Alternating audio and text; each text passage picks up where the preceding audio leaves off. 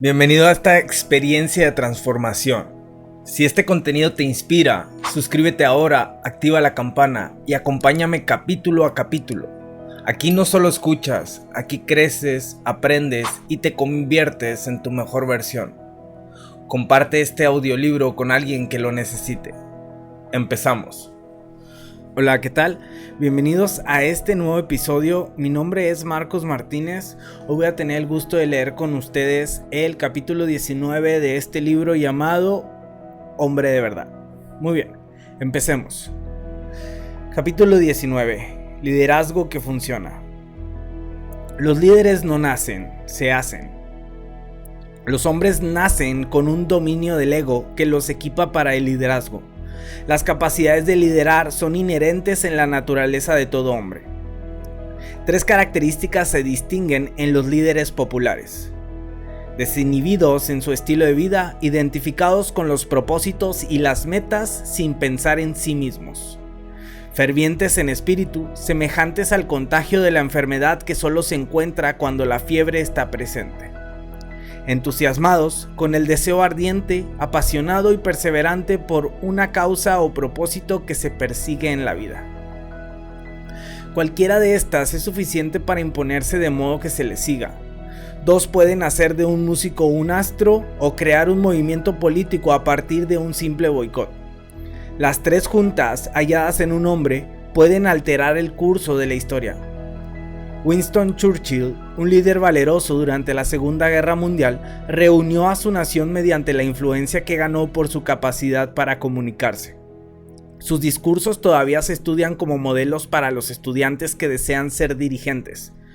Se dice que el señor Churchill tenía nervios y verbo poseídos, fría determinación, palabra de resolución, positivas y potente, certeza de estar correcto en el norte moral hacia el cual se dirigía e implacable valentía. Sin inhibición en su estilo de vida, ferviente en espíritu y celoso por su causa, impuso que se le siguiera no solamente en su propia nación, sino en otras también, y ayudó a derrotar a los perversos designios de Adolfo Hitler para este mundo.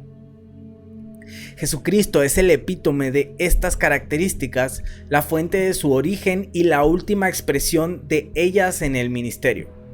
Él no tuvo inhibiciones en su estilo de vida, se identificó totalmente con el Padre. Vamos a Juan 10:30.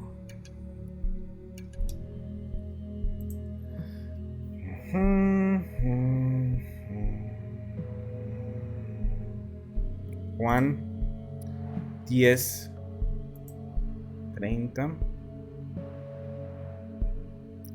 Yo y el Padre uno somos.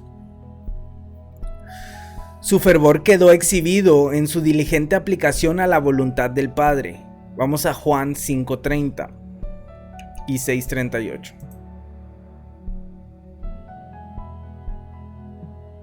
Juan 5:30. No puedo yo hacer nada por mí mismo. Según oigo, así juzgo, y mi juicio es justo, porque no busco mi voluntad, sino la voluntad del que me envió, la del Padre. Ahora vamos a Juan 6:38.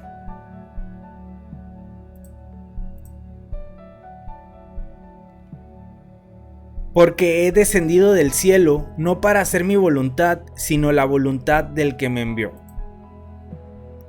Seguimos con el libro. Y su celo por la causa del Padre fue evidente, no solo cuando sacó del templo a los cambistas, sino cuando entregó su vida. Vamos a Marcos 11, versículos 15 y 17.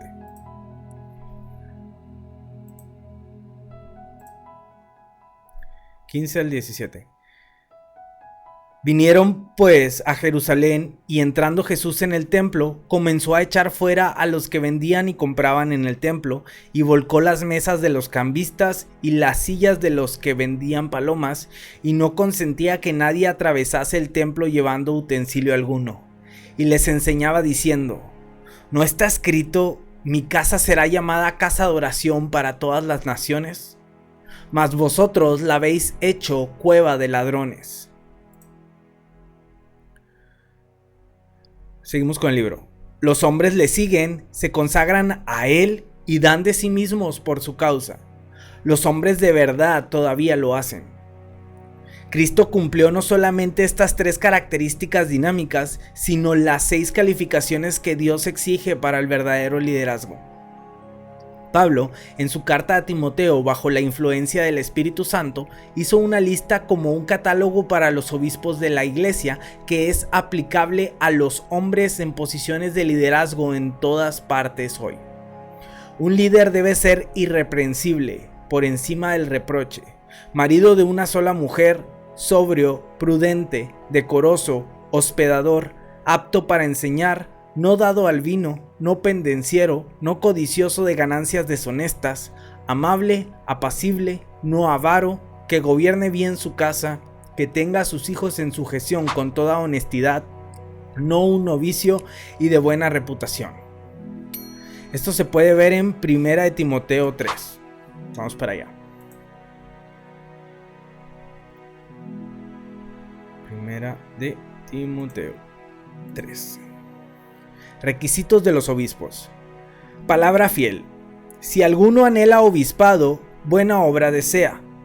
Pero es necesario que el obispo sea irreprensible, marido de una sola mujer, sobrio, prudente, decoroso, hospedador, apto para enseñar, no dado al vino, no pendenciero, no codicioso de ganancias deshonestas, sino amable, apacible, no avaro, que gobierne bien su casa, que tenga a sus hijos en sujeción con toda honestidad, pues el que no sabe gobernar su propia casa, ¿cómo cuidará de la iglesia de Dios?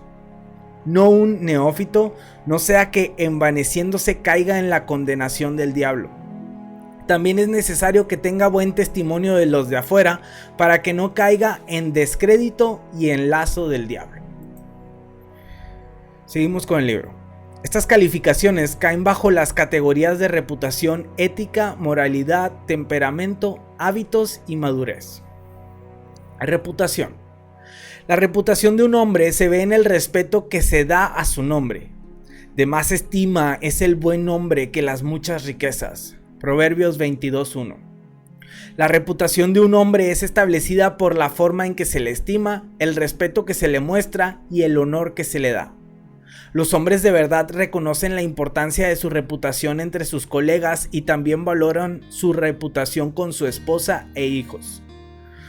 Uno de mis héroes es un hombre en Nueva Orleans que dejó todo lo que estaba haciendo y luego cambió su vida entera por causa de su familia. Empezó cuando sus hijos fueron arrestados por segunda vez y ese fue el momento en el cual él determinó buscar y encontrar qué era lo que estaba pensando. Cuando habló con sus hijos, halló que la buena reputación que tenía entre sus colegas, empleados, su iglesia y otros no era válida frente a sus propios hijos. Otros pensaban que él era enérgico para los asuntos del Señor, exitoso en su ministerio personal y por los medios de comunicación lo tenían en alta estima. Pero sus hijos pensaban que él estaba interesado en todo lo demás menos en ellos, que él estaba dispuesto a sacrificarlos en el altar de la fama y estaban resentidos contra Jesús por haberse tomado toda la energía y el tiempo de su padre. Asombrado y perplejo, se dio cuenta de que necesitaba hacer algo para reparar el daño hecho por su celo. Moisés en su celo mató a un egipcio. Este hombre en su celo estaba destruyendo la relación con sus hijos.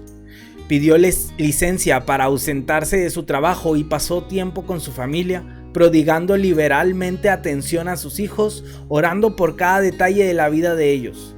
Meses más tarde, se levantó ante un grupo de hombres y les contó sobre la hermosa nueva relación que tenía con su familia. Finalmente, él había ganado una buena reputación ante sus hijos. Este hombre comprendió la necesidad de calificar para su posición de líder. Valoró más su estatura con la familia que el respeto que tenía por parte de sus colegas. Ética. La ética es más que un estudio para profesores universitarios que se especializan en filosofía. Es una pauta principal para las relaciones, sea en el negocio, en el matrimonio o en el crimen. Un estudio informó que la nueva generación entre los 13 y 29 años de edad tiene muy poca o ninguna comprensión de la ética o muy poco o ninguno deseo de estudiar o dejarse guiar por la misma. Consideran que esta es una postura arcaica sin mérito para los hombres modernos. Tal vez esto se deba a la falta de este componente en la vida familiar. La rivalidad entre los hermanos y las hermanas es común, donde la ética de los padres se viola al mostrar favoritismo hacia los hijos. La conducta ética de los padres en cuanto a los hijos es necesaria para las relaciones equilibradas. Sin embargo, en los negocios y en el gobierno, el estudio de la ética está floreciendo. Es el nuevo clamor de los adultos responsables. Lo que hace a la ética tan de moda son algunas cosas como las incidencias de Wall Street.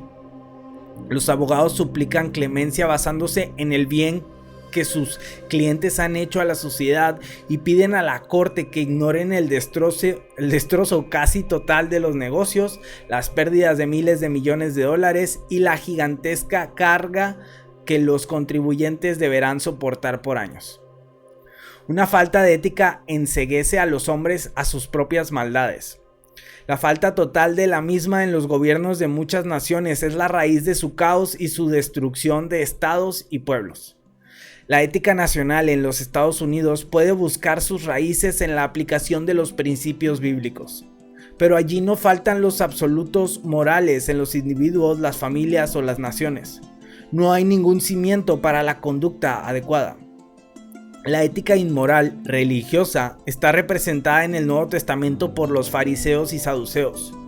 Los fariseos eran los legalistas que tomaban las cosas que eran relativas y las convertían en absolutas, y los saduceos tomaban las cosas que eran absolutas y las hacían relativas.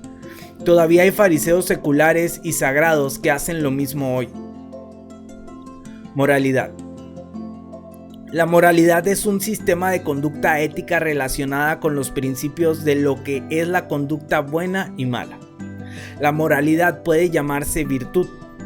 La virtud, en un sentido, se usa en la Biblia como sinónimo de coraje y valentía. La cobardía moral es la ruina de la hombría. La valentía moral es su virtud. La moralidad es más que sí o no, bueno y malo. Hay inmoralidad al desperdiciar la vida, dejar de hacer lo que es correcto, tomar decisiones pobres, que va más allá de la moralidad por la que luchamos al mantenernos puros de la lujuria, del compromiso y de la mayoría de las cuestiones morales y comunes. Mike Singletary, el famoso delantero del fútbol norteamericano profesional de los Osos de Chicago, me invitó a su ciudad una noche para que hablara a algunos de sus amigos y compañeros de equipo. A mi llegada encontré que él había rentado el auditorio de un hotel e invitado a un gran número de personas para esa noche. Yo estaba y estoy profundamente impresionado por su valentía moral y la importancia que él asignaba para ministrar a los que estaban a su alrededor. Se puso de pie ante ellos y les dijo: aquí está un hombre que pienso que tiene algo para decir, mi amigo Ed Cole. Y se sentó. Esa presentación que hizo de mí fue tan elocuente como necesaria.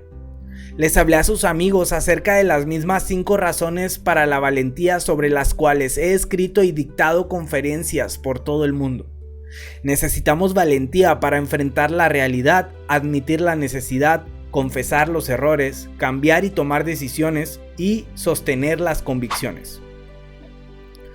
Muchos hombres exhibirán su valentía en el campo de fútbol o en sus profesiones, pero titubearán en cuanto a exhibir su valentía moral en el vestidor, en medio de los profanos, en el hogar al tomar decisiones o en cuanto a asistir al templo el domingo.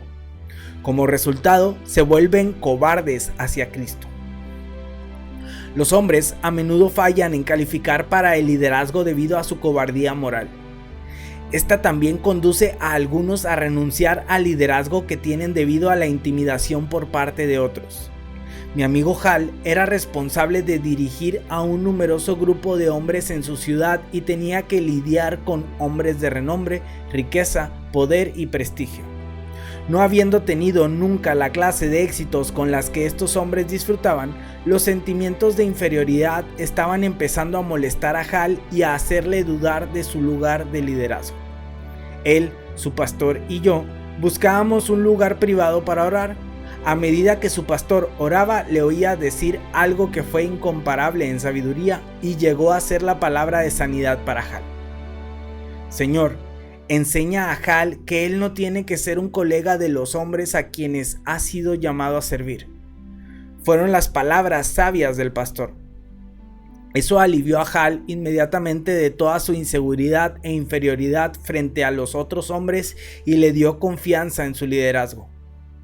Muchos pastores que le sirven a hombres prominentes y exitosos se sienten intimidados e incapaces de satisfacer sus necesidades debido a sus sentimientos de inseguridad, de modo que se conforman con la mediocridad. A medida que buscamos la moralidad en la manera de la templanza y la pureza sexual de nuestros líderes cristianos, pero Dios busca todavía más. La valentía moral califica a los hombres para ser líderes de aquellos a quienes estiman ser más grandes que ellos mismos.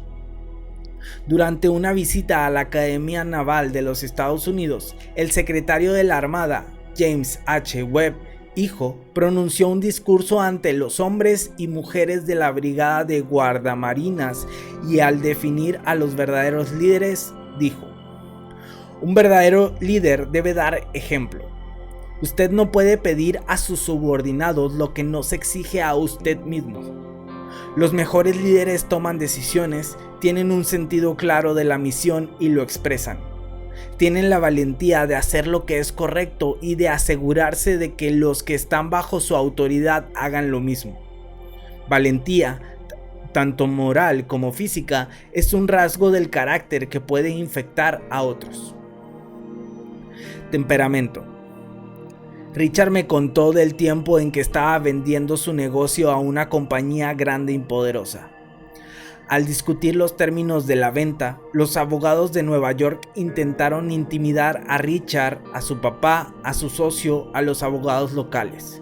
Impositivos, manipuladores y explotadores, los abogados trataron por todos los medios posibles de extraer de ellos concesiones, aprovecharse de todo lo que pudieran y dejarles con lo menos que fuera posible. Para estar por encima de ellos, Richard conscientemente rehusó dejarse importunar, que lo aguijonearan hasta llevarlo a la cólera o que lo amedrentaran empujándolo a asumir una actitud servil.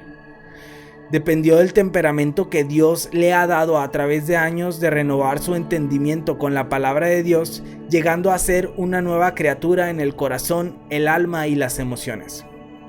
Finalmente les dije que ellos me necesitaban más de lo que yo los necesitaba a ellos, dijo Richard. Fijé mis términos y les dije que lo tomaran o lo dejaran. Pasamos todo un año en negociaciones antes de que todo quedara terminado. Pero al final gané. La intrepidez y firmeza de Richard en las negociaciones tenían sus raíces en sus creencias personales y se basaban en saber quién era él en Dios y en que estar en lo correcto no significaba que tenía que dejarse apabullar o golpear por cualquiera. Los hombres que intimidan hacen mofa de aquellos a quienes aplastan. Richard no era ni lo uno ni lo otro. Un hombre mesurado no toma decisiones basadas en la emoción del momento o en la gratificación personal pudiera obtener, sino en los méritos de la decisión misma. Los criterios del hombre de verdad para la toma de decisiones son: ¿es bíblico, moral, ético, legal? Aferrarse a esa norma, rehusar a ser empujado hacia otro lado o mantener los sentimientos personales bajo control ayuda a determinar un buen liderazgo. Hábitos. Los hábitos físicos hallan sus raíces en los rasgos mentales. Cómo piensa un hombre y cuáles pudieran ser sus patrones secretos de pensamiento son básicos para la conducta. Las acciones siguen a las creencias. Las emociones siguen a las acciones. Cambie una mente, cambie un hábito, cambie una vida. Cuando Israel entró en la tierra prometida, al pueblo le fue dicho que destruyeran los ídolos e imágenes de las naciones que ocupaban la tierra, de modo que la idolatría no se convirtiera en una trampa para ellos. Sus líderes los guiaron a derribar los grandes ídolos de las ciudades, pero titubearon ante los lugares altos de la tierra y permitieron que la gente adorara en ellos. Vamos a 2 de Crónicas 15, versículos 16 al 17.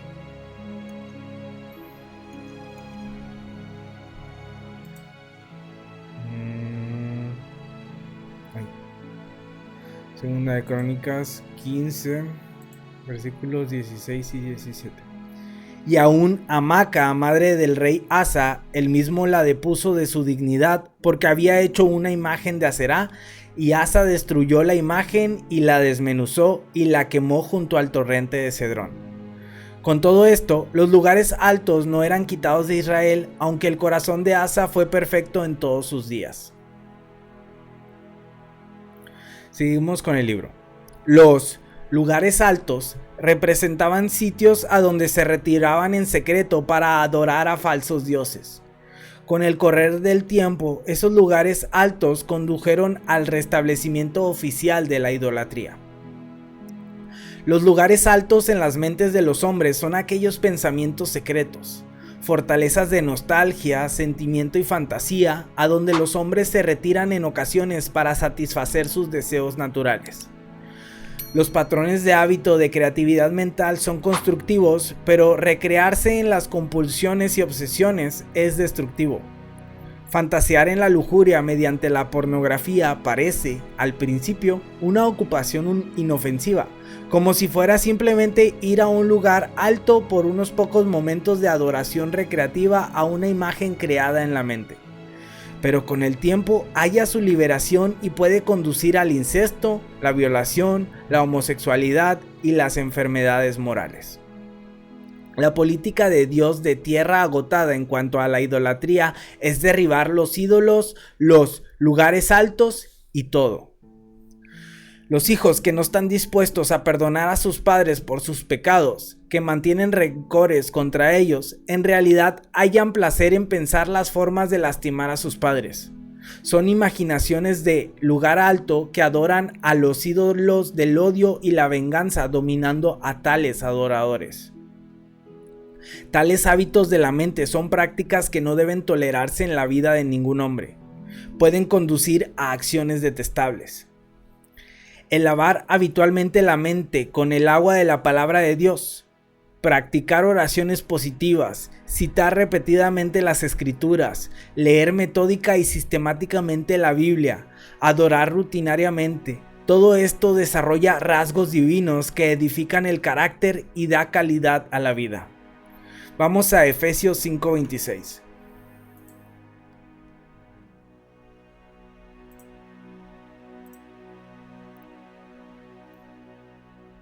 Para santificarla, habiéndola purificado en el lavamiento del agua por la palabra. Somos criaturas de hábitos. Los hábitos pueden desarrollarse por costumbre o determinación.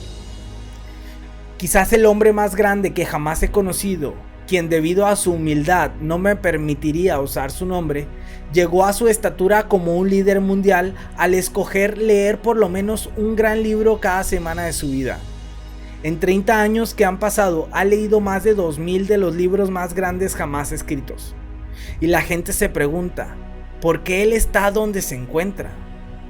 Los libros son los mejores amigos del hombre, no los perros. Los buenos hábitos son sus amigos también. Madurez. Las marcas del hombre maduro pueden verse en una variedad de maneras. Las facetas de su carácter, los amigos que escoge, las decisiones que toma, la responsabilidad que acepta, el liderazgo que ejerce y así sucesivamente. Los líderes son hombres que determinan influir mientras que los seguidores solamente influyen por casualidad.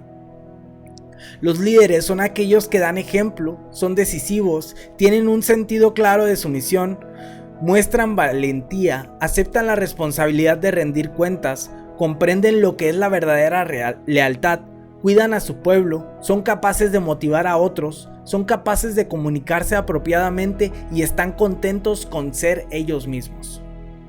En 1987, en Harare, Zimbabue, 3 damas me dieron lo que ellas dijeron una palabra de Dios.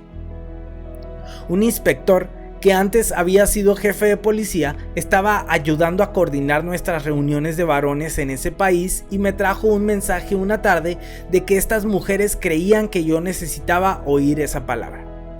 Un apretado horario me impedía reunirme con ellas, de modo que él se convirtió en el mediador para darme su mensaje. Habiendo sido anteriormente un oficial militar, primero me dio un informe sumario de su país. Rodesia estuvo en guerra por 14 años, antes de convertirse en Zimbabue. Durante la guerra, los hombres pasaban 6 semanas luchando en el monte, 6 semanas en la casa, trabajando, para luego retornar al monte otra vez para luchar. La tensión y la ansiedad en el hogar y la nación eran increíbles. Mujeres de Dios en las iglesias del país empezaron a elevar oraciones intercesoras por sus hombres y su nación. Con el correr de los días empezaron a verse a sí mismas como si fueran Esther. La Biblia registra que Esther fue una reina que intercedió ante su esposo, el rey, por su pueblo y nación. Un edicto había sido proclamado para aniquilar a su raza y pueblo en el país del rey. Cuando su tío descubrió el terrible complot, la exhortó a que tuviera intrepidez para interceder a favor de su pueblo, diciendo: ¿y quién sabe si para esta hora has llegado al reino? Esther 4:14. Las mujeres de Rodesia, orando por su nación, empezaron a creer que ellas habían llegado a su nación para un tiempo como ese de guerra civil. La guerra terminó. Rodesia se convirtió en Zimbabue. Los hombres regresaron a sus casas, pero ahora algo nuevo exigía su atención e intercesión tanto como antes. Los hombres, a sus ojos, se habían vuelto pasivos, complacientes y letárgicos. Las Esther vieron la necesidad de interceder ahora en tiempo de paz, tanto como antes en el tiempo de la guerra. Por 7 años más continuaron su intercesión sin interrupción. Un día, mientras oraban percibiendo lo que algunos creyeron que era una palabra para los hombres de su nación, se aferraron a ella esperando un tiempo apropiado. Un año después oyeron la enseñanza de que la hombría y la semejanza a Cristo son sinónimos que nosotros habíamos traído a su ciudad. Creyeron que la palabra que tenían era para mí y para la red de hombres cristianos. Era tan simple que al principio por poco la descarto, pero con el correr del tiempo creció en mi espíritu, hasta que hoy día creo que es verdaderamente una palabra para los hombres, no solamente en Zimbabue, sino para toda esta generación, hombres que han dejado que las mujeres asuman el liderazgo en la iglesia, el hogar y la nación. La palabra que me dieron era: hubo un tiempo para las Esteres, pero hoy es el tiempo para los Danieles. Poderoso. Estas eran mujeres que habían llevado la carga, en el calor del día. Cargaron las responsabilidades que los hombres dejaron cuando abdicaron sus lugares de liderazgo y siguieron ausentes incluso cuando regresaron a sus hogares. Ellas vieron que eso era pertinente para su nación. Yo lo vi como pertinente para los hombres de todo el mundo. Ahora es el tiempo para que los hombres acepten el liderazgo moral y espiritual en el hogar, la iglesia y la comunidad. Este es un llamado de Dios no solamente para las mujeres, sino también para los hombres a que sean como Daniel en el mundo presente, líderes en el hogar, en la iglesia y en la comunidad. Hoy es el día para los Danieles. Dios le habla a usted para que se desprenda de sus lugares altos y se preocupe e interese en cuanto a las 6 características que le califican para que sea uno de sus líderes. Primero y sobre todo, todo hombre de verdad establece su relación con Dios. El hombre de verdad enfrenta cada día viviendo conscientemente según las características que lo califican para ser un líder, el líder que Dios lo creó para ser. Gracias por llegar hasta el final. Si este capítulo te habló al corazón o te dio una nueva perspectiva, dale like, comparte y suscríbete si aún no lo has hecho. Sigue con el siguiente episodio y no pares tu proceso de transformación. Recuerda, la constancia es el puente hacia el cambio real. Nos escuchamos en el próximo capítulo.